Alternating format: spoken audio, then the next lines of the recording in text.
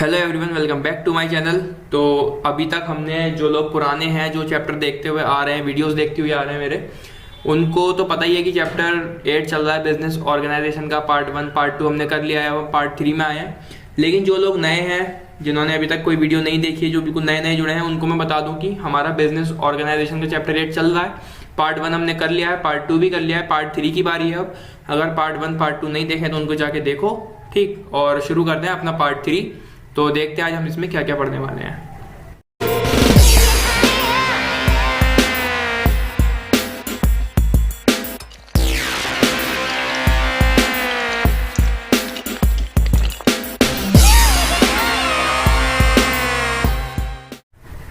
तो जैसा कि मैंने पार्ट 2 में बताया था, हम रजिस्ट्रेशन ऑफ पार्टनरशिप फर्म के ऊपर पूरा पढ़ेंगे अगले पार्ट में। तो वो घड़ी आ गई है, वो वीडियो आ गई है। Registration of partnership partnership firm इसमें पढ़ने वाले हैं, और इसी से रिलेटेड आगे इसकी डिसेबिलिटीज, इफेक्ट्स, एडवांटेजेस सब हम इसमें कवर करेंगे, ठीक है। तो इसको जल्दी से शुरू करते हैं। मेरे साथ साथ थोड़ा इसको रीड करते चलना और साथ में समझते चलना, ठीक। The Indian partnership act 1932 has introduced provision for registration of partnership firm. जो ये नियम आया रजिस्ट्रेशन ऑफ पार्टनरशिप फर्म का, ये पार्टनरशिप एक्ट के थ्रू आया 1932 में। कहां से शुरू हुआ? ये इंग्लैंड से, ठीक। प्रायर टू दिस एक्ट, इस एक्ट से पहले there was no provision for registration of partnership firm in India. इस एक्ट से पहले ऐसा कोई भी नियम रजिस्ट्रेशन से रिलेटेड कुछ नहीं था इंडिया में, ठीक। कॉन्सिक्वेंटली ये क्यों हुआ? क्योंकि बहुत सारी फ्रॉड एक्टिविटीज हो रही थी, ठीक। जो पार्टनर्स कर रहे थे fraud, partners flatly refused and denied their membership in the firm when any.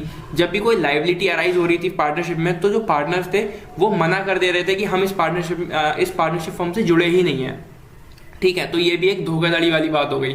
जब प्रॉफिट्स वगैरह चल रहे थे तो पार्टनर्स बड़े आराम से उसमें रह रहे थे, प्रॉफिट्स एंजॉय कर रहे थे। लेकिन जैसे कोई लॉस हुआ, कोई डेब्ट्स हुए, कोई लाइबिलिटी अराइज हुई, एकदम से उन्होंने इनकार कर दिया कि हम इस पार्टनरशिप से रिलेटेड है ही नहीं, हम इससे जुड़े ही नहीं है, ठीक। क्योंकि वो रजिस्टर्ड नहीं थी वो पार्टनरशिप फर्म, इसलिए फ्रॉड्स और इस तरह की एक्टिविटीज बहुत ज्यादा हो रही थी, ठीक। There was a demand for compulsory registration on the same lines as prevalent in England. तो यहाँ पे भी फिर एक डिमांड अराइज हुई कि हमें भी वो एक रजिस्ट्रेशन होना चाहिए पार्टनरशिप फर्म का, जिससे कि इन सब तरह की एक्टिविटीज से वो छुटकारा पा सके, जो भी फ्रॉड्स, धोखाधड़ी, जो भी चीज हो रही थी वो सब, ठीक। Hence the Act of 1932 was introduced on an optional basis। तो एक एक्ट पास हुआ जो इंग्लैंड के थ्रू हुआ, इंग्लैंड ने किया था, मतलब 1932 में पार्टनरशिप एक्ट 1932 इसका नाम है, was introduced on an optional basis. Optional basis पर यह एक्ट इंट्रोड्यूस हुआ। दैट इज टू से the act does not make registration of firm compulsory. मतलब कंपलसरी नहीं था, करवाना चाहो करवाओ, नहीं करवाना चाहते मत करवाओ। If it does not impose any penalty for failure to register the firm. अगर आपने कोई रजिस्ट्रेशन अपनी फर्म का नहीं करवाया तो उसमें कोई आपको पेनल्टी नहीं देनी पड़ेगी। It is entirely left to the option of the firm to get themselves registered और नॉट। ये पूरा सब कुछ जो था उस फर्म का या उस फर्म के जो मालिक थे, पार्टनर से, उनके ऊपर था कि वो रजिस्ट्रेशन करवाना चाहते हैं या नहीं। करवाना है तो करवाओ, नहीं करवाना तो दैट्स इट, ठीक। But N unregistered firm suffers from certain disabilities, therefore registration of a partnership firm is desirable. तो जो रजिस्ट्रेशन हो जाता है फर्म का, वो फर्म ज्यादा उन फायदे में रहती है जिनका रजिस्ट्रेशन नहीं हो पाता। जो अनरजिस्टर्ड फर्म्स होती हैं उनके कुछ डिसएडवांटेजेस होते हैं, उनको कुछ फायदे नहीं मिल पाते, वो सब हम आगे पढ़ेंगे, ठीक है। तो ये था पूरा रजिस्ट्रेशन ऑफ पार्टनरशिप फर्म के ऊपर, ठीक। अब आगे पढ़ते हैं क्या है इसमें। आगे हमारा आता है इफेक्ट्स ऑफ रजिस्ट्रेशन। अब जो रजिस्ट्रेशन हुआ है पार्टनरशिप फर्म का, उसके इफेक्ट्स क्या क्या है, ठीक है। सबसे पहला पॉइंट आता है एनी स्टेटमेंट्स और document signed by the partners और persons concerned and recorded in the register of firm is a conclusive proof of its truthfulness, it can be tampered. तो जो भी डॉक्यूमेंट साइन होगा पार्टनर्स के through, उन लोगों के थ्रू, वो जो है रिकॉर्ड होगा उस रजिस्टर ऑफ फर्म। मतलब जो भी रजिस्ट्रेशन डॉक्यूमेंट्स होंगे उनमें वो पहले से रजिस्टर होंगी सारी चीजें एज अ प्रूफ कि ये सब बिल्कुल ट्रुथ है, सब कुछ बिल्कुल रियल है, कोई फ्रॉड एक्टिविटी इसमें नहीं हो पाएगी इस वजह से, ठीक है। और ना ही कोई उन डॉक्यूमेंट्स में कोई छेड़छाड़ कर सकता है, ठीक है। It can not be tampered, ठीक। सेकंड पॉइंट आता है at times of dispute relating to the statement recorded with the registrar a certified copy of an entry of a disputed point can be obtained as a proof of the statement. जैसे ही कोई statement record होती है उस registrar में, एक certified copy बन जाती है उस पूरी एंट्री की, मतलब वहां बिल्कुल एक सिस्टमेटिक वे में उसकी एंट्रीज बनती रहती है एज अ प्रूफ कि हमने उस स्टेटमेंट की कॉपी हमारे पास है और वो स्टेटमेंट ऐसे ऐसे बनी थी और रिकॉर्ड की गई थी। ठीक। थर्ड पॉइंट है if any information supplied turns out to be false the person supplying them are liable to punishment. अगर कोई पर्सन है, ठीक, उस पार्टनरशिप में ही, पार्टनरशिप फर्म में सॉरी, अगर वो कोई इंफॉर्मेशन सप्लाई कर रहा है और वो फॉल्स है, मतलब गलत है वो इंफॉर्मेशन, तो उसको पनिशमेंट मिलेगा। ठीक है, तो ये भी एक फायदा है रजिस्ट्रेशन ऑफ पार्टनरशिप फर्म का। ठीक है, अगर कोई भी गलत इंफॉर्मेशन वो प्रोवाइड करते हैं किसी को तो उनको पनिशमेंट उस चीज का मिलेगा, क्योंकि एक रजिस्ट्रार के पास जो है पूरी इंफॉर्मेशन होती है, पूरा अप टू डेट डाटा होता है और उस पूरे डाटाबेस में लिखा होता है कि इस चीज को लेकर कौन लायबल होगा, तो वो फॉल्स जो इंफॉर्मेशन प्रोवाइड करेंगे वो उस चीज को लेकर लायबल होगा और उसको पनिशमेंट मिलेगी उसकी। ठीक है, आगे बढ़ते हैं। Disabilities of non registration. ठीक, अगर फर्म का रजिस्ट्रेशन नहीं होगा, मतलब अनरजिस्टर्ड फर्म होगी वो, अगर तो उसको क्या क्या डिसेबिलिटीज होंगी, उसकी क्या क्या डिसएडवांटेजेस उसको मिलेंगे। फिर पढ़ते हैं इसको। द अनरजिस्टर्ड फर्म और its members can not enforce their rights between themselves और अगेंस्ट एनी आउटसाइड पार्टी। अगर वो फर्म अनरजिस्टर्ड है तो वो कोई भी एनफोर्समेंट उसके पास नहीं होगा, मतलब कि कोई भी उसको अधिकार नहीं होगा कि वो अपने कुछ अधिकार भी जो उसके हक हैं उस हक के लिए भी वो लड़ सके। ठीक, फॉर इंस्टेंस, मतलब for example, if the firm supplies goods on credit to A and A fails to pay the price in due time. समझो यहाँ पे, अगर फर्म ने सप्लाई करे हैं गुड्स किसी पर्सन को यानी ए को, उसको क्रेडिट पे उसने किए हैं उसको सेल, ठीक, लेकिन जो ए है जिसने क्रेडिट पे वो परचेज किए हैं वो किसी वजह से उस क्रेडिट को यानी उधारी वो नहीं चुका पाया। The firm has no legal remedy but on the other hand if the firm fails to honour the contract. अगर यहाँ पे वो नहीं चुका पाया तो फर्म के पास कोई भी लीगल एक्शन वो नहीं ले सकता। फर्म जो है अनरजिस्टर्ड फर्म कोई लीगल एक्शन उसके खिलाफ नहीं ले सकता। ठीक, लेकिन अगर दूसरी तरफ अगर फर्म ने कुछ गलती कर दी तो जो थर्ड पार्टी होगी, आउटसाइड पार्टी, वो उसके ऊपर केस कर सकती है। ठीक है, मतलब कि यहाँ पे कितनी बड़ी डिसेबिलिटी हो गई। अगर हम बिल्कुल ठीक है, हमने जिसको गुड सेल किए हैं उसने हमें पैसे नहीं दिए तो हम उसके खिलाफ केस नहीं कर सकते, लेकिन अगर हमने पैसे नहीं दिए तो दूसरा वाला हम पर केस कर सकता है। ठीक, फर्स्ट पॉइंट तो था ये डिसेबिलिटी। सेकंड है in case of an unregistered firm none of the partners has the right to bring only suit against the firm और against any of the other partner.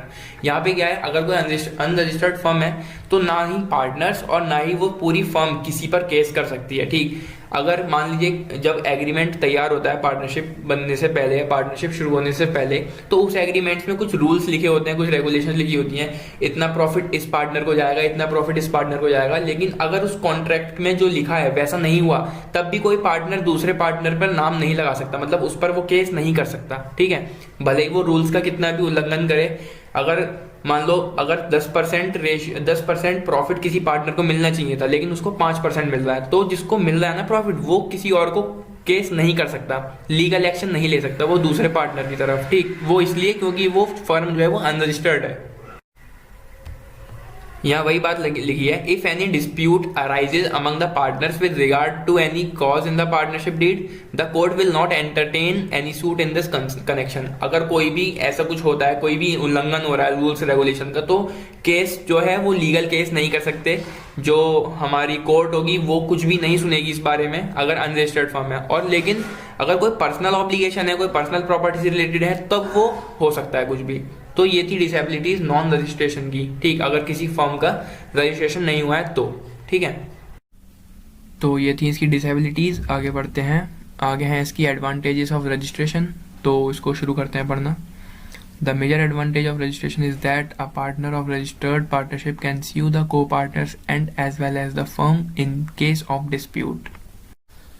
तो रजिस्टर्ड फर्म का जो सबसे बड़ा फायदा है वो ये है कि जो रजिस्ट्रेशन फर्म का एक पार्टनर होगा, रजिस्टर्ड पार्टनर, वो अपने को पार्टनर पर और साथ ही अपनी फर्म पर केस कर सकता है अगर कोई भी वो मिस हैपनिंग करता है, कुछ भी जैसे एग्रीमेंट में जो चीज़ लिखी थी वो चीज़ नहीं हुई, रूल्स रेगुलेशंस फॉलो नहीं हुए, तो जो रजिस्टर्ड पार्टनर होगा वो अपनी फर्म पर और अपने को पार्टनर्स पर भी केस कर सकता है उस बारे में, ठीक है। नेक्स्ट पॉइंट इसमें आता है, registered firm can also sue third parties as well as any of its partners in its own name to enforce its claim. तो जो रजिस्टर्ड फर्म है वो थर्ड पार्टीज पे और साथ में जो उस फर्म में पार्टनर्स काम कर रहे हैं उन पर क्लेम कर सकती है, जिससे कि कोई फ्रॉड वगैरह ना हो। कोई पार्टनर अगर कोई गलत एक्टिविटी कर रहा है तो उस पर भी वो एक्शन ले सकते हैं। तो ये रजिस्टर्ड फर्म का एक पूरा राइट है उस पर क्लेम करना, ठीक है, थर्ड पार्टीज पर और साथ ही अपने खुद के पार्टनर्स में, ठीक। थर्ड पॉइंट आता है इसमें, the third parties who have dealings with the firm can sue the firm to enforce their claim against the firm. तो इसमें जो थर्ड पार्टी हमारे साथ, हमारी फर्म के साथ, रजिस्टर्ड फर्म के साथ जो काम कर रही होगी, अगर वो थर्ड पार्टी कुछ घपला करती है, कुछ धोखाधड़ी करती है या कुछ भी फ्रॉड करती है, तो जो हमारी रजिस्टर्ड फर्म है वो उस फर्म पर जो है केस कर सकती है, एक्शन ले सकती है उसके खिलाफ, ठीक है। तो फोर्थ एडवांटेज हमारी आती है, the retired partner is liable to all the acts of the firm dealing with their parties before his retirement. जो रिटायर्ड पार्टनर होगा वो उन सारी एक्टिविटीज के लिए लायबल होगा, जब तक वो रिटायर पूरी तरह से नहीं हो जाता तब तक वो उन सारी एक्टिविटीज के लिए लायबल होगा, जो भी डीलिंग्स, जो भी एक्ट्स उसने थर्ड पार्टी के साथ किए हैं पूरी फर्म ने और सारे पार्टनर्स ने मिलकर। तो जो रिटायर्ड पार्टनर होगा वो भी उन सब चीजों के लिए लायबल होगा, ठीक है। फिफ्थ पॉइंट आता है, the incoming partner can enforce his right against the remaining partners rather than relying on the honesty of को पार्टनर्स। जो आने वाला पार्टनर होगा वो को पार्टनर्स के ऊपर, उनका को पार्टनर्स पर भरोसा करने के बजाय जो रिमेनिंग पार्टनर्स है जिनके साथ उसको काम करना है उनके सामने वो अपने राइट्स रखेगा, अपने अधिकार को उनके सामने रखेगा। बल्कि वो साथ में अगर उनकी ऑनेस्टी चेक करने बैठेगा को पार्टनर्स के साथ तो उतना फालतू उस पर टाइम नहीं है, वो पहले अपने अधिकार रखेगा जिन पार्टनर्स के साथ उसको काम करना है।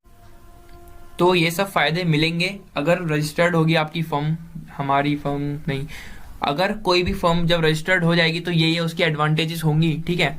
हमने ऊपर उसके डिसएडवांटेजेस पढ़ लिए, हमने उसके इफेक्ट्स पढ़ लिए और रजिस्ट्रेशन क्या होता है वो सब हमने जान लिया, ठीक है। रजिस्ट्रेशन ऑफ पार्टनरशिप फर्म क्या होती है वो भी हमने जान लिया। तो ये था पार्ट हमारा 3, ठीक। आई होप सब समझ आया होगा जितने भी टॉपिक्स हमने इस पार्ट में कवर किए हैं। पार्ट 1, 2 अगर नहीं देखें तो उनके जाके देखो।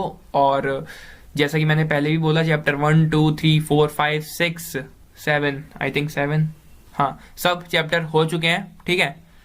अगर वो वीडियोस नहीं देखी हैं, वो चैप्टर नहीं देखे हैं तो डिस्क्रिप्शन में सबकी लिंक है, प्लेलिस्ट मैंने चैनल पे बना दी है सारे चैप्टर्स की, उनको जाके देखना, ठीक। कमेंट्स करके बताना कैसी लगी वीडियो, लाइक करना, शेयर करना दोस्तों के साथ, ठीक। और सब्सक्राइब कर लो चैनल फॉर मोर वीडियोस, ठीक है। तो मिलते हैं अगली वीडियो में, till then take care, bye bye.